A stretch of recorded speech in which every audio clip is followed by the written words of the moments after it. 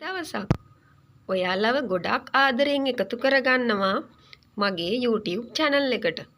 ඉතින් ගෙදර ඉන්න ඔයාට රුපියල් 5000ක් වගේ පුංචි මුදලක් වියදම් කරලා මාසෙට රුපියල් 50000ක විතර ආදායමක් ගන්න පුළුවන් පුංචි බිස්නස් එකක් ගැන තමයි මේ කියන්නේ.